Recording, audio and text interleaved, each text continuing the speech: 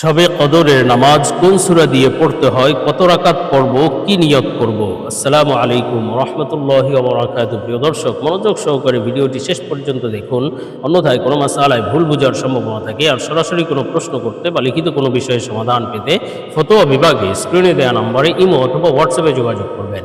তো আমরা মূল আলোচনায় চলে যাই। সম্মানিত নাজরিন, একটি জরুরি বিষয়, আমরা ঢাকার মিরপুরে শীঘ্রই একটি মাদ্রাসা প্রতিষ্ঠা করতে যাচ্ছি ইনশাআল্লাহ। মাদ্রাসার নাম জামিয়া ইসলামিয়া দারুল হাবিব। মাদ্রাসায় শিশু শ্রেণী থেকে নিয়ে নুরানি বিভাগ, নাজেরা ও হিফজ বিভাগ এবং কিতাব বিভাগ থাকবে ইনশাআল্লাহ, মহিলা ও পুরুষ শাখা।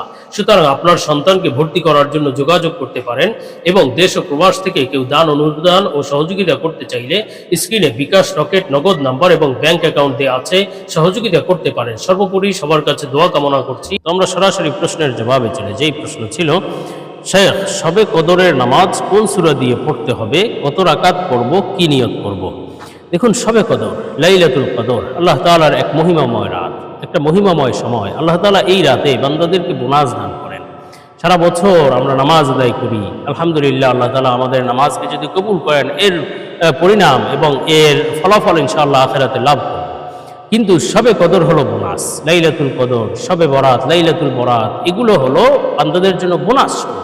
এই বোনাস এত বেশি, শবে কদর, লাইলাতুল কদরের এই বোনাসটা এতই বেশি, আল্লাহ তাআলা সরাসরি ঘোষণা করেছেন কোরআনুল কারীমে, লাইলাতুল কদরি খায়রুম মিন আলফি শাহর। এই লাইলাতুল কদর একটা রাতই হলো 83 বছর 4 মাসের সমান, অর্থাৎ 1000 মাস আল্লাহ তাআলা উল্লেখ করেছেন। 1000 মাসের সমান সওয়াব বা 1000 মাসের সমান মর্যাদার দিক থেকে, ফজিলতের দিক থেকে, যার সমান সময় হলো 83 বছর 4 মাস। অর্থাৎ কোনো ব্যক্তি যদি লাইলাতুল কদরে 2 রাকাত নামাজ পড়ে, 83 বছর 4 মাস সে 2 রাকাত করে নামাজ পড়ে। এবং কোনো ব্যক্তি যদি 1 টাকা দান করে লাইলাতুল কদরে, 83 বছর 4 মাস 1 টাকা করে দান করা।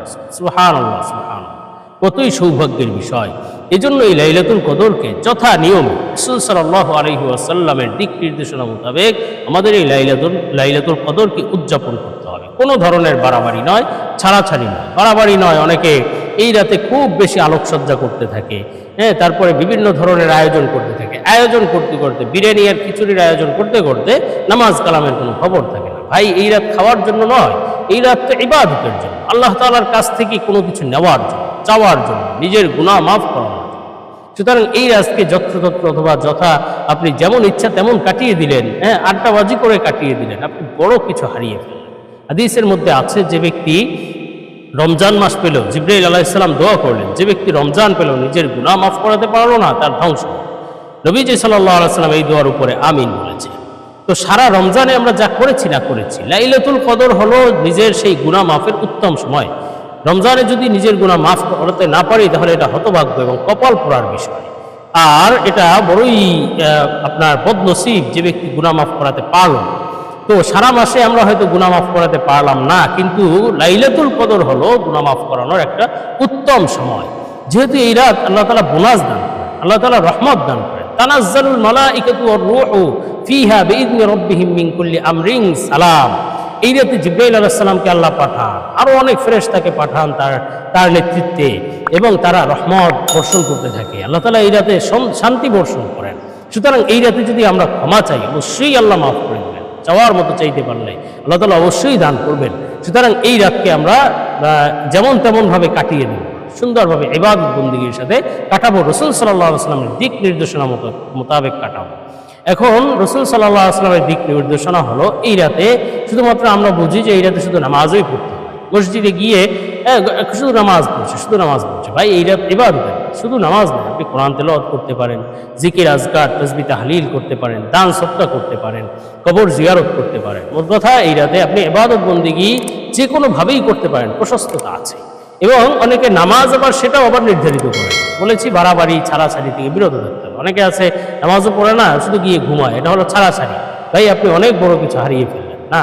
এই রাতে অবশ্যই এই রাতকে মূল্যায়ন করে এই রাতকে উদযাপন করতে হবে, এবং বাড়াবাড়িও করা যাবে না। শুধুমাত্র আপনার আলোকসজ্জা করে, খাওয়া দাওয়ার আয়োজন করে, তারপরে এই রাতের সময়গুলোকে নষ্ট করার কোনো মানে হয় না। এজন্য এই রাতকে আমরা খুব সম্মানের সাথে, মর্যাদার সাথে উদযাপন করবো ইনশাআল্লাহ, ইবাদত বন্দেগীর সাথে। এখন নামাজ, এখানে তিনি প্রশ্ন করেছেন যে শবে কদরের নামাজ কত রাকাত পড়বেন। কত রাকাত পড়া উচিত। সুন্নাহ শপিং আপনাদের জন্য নিয়ে এলো একটি ইসলামিক পণ্যের দারুণ প্যাকেজে থাকবে উন্নত মানের টুপি, তাসবিহ, মিসওয়াক, আতর, সুরমা, মা বোনের জন্য হাত মোজা, পা মোজা এবং নবীজির 1000 সুন্নাতের একটি পকেট বই। আর এসব কিছু পাবেন একটি আকর্ষণীয় গিফট বক্সের ভিতর। সুতরাং 8টি সুন্নতি জিনিসের এই প্যাকেজটি নিতে পারেন নিজের জন্য, পরিবারের জন্য বা প্রিয়জনকে গিফট করার জন্য। দাম মাত্র 390 টাকা। অর্ডার করতে স্ক্রিনে দেওয়া ইমো অথবা হোয়াটসঅ্যাপ নম্বরে যোগাযোগ। দেখুন, অনেকে 12 রাকাত নির্ধারিত করে দেয় যে 12 রাকাত নামাজ আছে এই রাতে। না, এমন কোনো কথা নেই। আপনি যদি 12 নয় বরং 24 রাকাতও পড়েন কোনো সমস্যা নেই। 12 রাকাত বলতে কোনো নির্ধারিত নামাজ এই রাতে নেই। সুতরাং আপনি এই রাতে নামাজ আপনি যে কয় রাকাত ইচ্ছা পড়তে পারেন। হ্যাঁ, যদি আপনি মনে করেন যে 2 রাকাত নামাজে সারা রাত কাটিয়ে দেবেন তাও করতে পারেন, 4 রাকাত নামাজে সারা রাত কাটিয়ে দিবেন তাও করতে পারেন। নির্ধারিত কোনো নামাজ নেই, নির্ধারিত কোনো রাকাত নেই। আপনি যদি আরও বেশি পড়েন তাহলে সেটাও জায়েজ আছে। হ্যাঁ, তারপরে আপনি এই রাতের নামাজগুলো 2 রাকাত করে পড়বেন। 4 রাকাত করে পড়লেও হবে, উত্তম হলো 2 রাকাত করে পড়া। সলাতুল লাইলি মাসনা মাসনা, রাতের নামাজগুলো 2 রাকাত করে পড়া উত্তম। সুতরাং 2 রাকাত করে আপনার যে কয় রাকাত সুবিধা হয় সে কয় রাকাত আপনি নামাজ পড়তে পারেন, প্রশস্ততা আছে, বাধ্যবাধকতা নেই। তারপরে তিনি বলেছেন যে কোন সূরা দিয়ে পড়তে হয়। এক্ষেত্রে অনেকে বাড়াবাড়ি করে, অনেকে বলে যে 3 বার করে সূরা ইখলাস পড়তে হবে প্রত্যেক রাকাতে। এমন কোনো নিয়ম নেই। আপনি সূরা ইখলাসই পড়তে হবে এমন কোনো নিয়ম নেই, 3 বারই পড়তে হবে এমন কোনো নিয়ম নেই। আপনি সূরা ফাতিহার সাথে প্রথম রাকাতে সূরা ফাতিহা পড়লেন, যে কোনো এক সূরা মিলালেন। দ্বিতীয় রাকাতে সূরা ফাতিহা পড়লেন, যে কোনো এক সূরা মিলালেন। সূরা ইখলাস পড়লেও হবে, কিন্তু সূরা ইখলাসই পড়তে হবে এমন কোনো নির্ধারিত নিয়ম নেই, বাধ্যবাধকতা নেই। আপনি এক সূরা পুরো কোরআন শরীফ 2 রাকাতে খতম করেন, সেটাও আপনি করবেন। নাজায়েজের কিছু নয় এবং খারাপের কিছু নয় এবং নিয়ম বহির্ভূতও কিছু নয়, বরং সেটা আরো উত্তম। যত বেশি তেলাওয়াত করবেন নামাজে সেটা আরো বেশি সওয়াবের কারণ হবে ইনশাআল্লাহ। এবং তিনি প্রশ্ন করেছেন যে কি নিয়ত করতে হবে।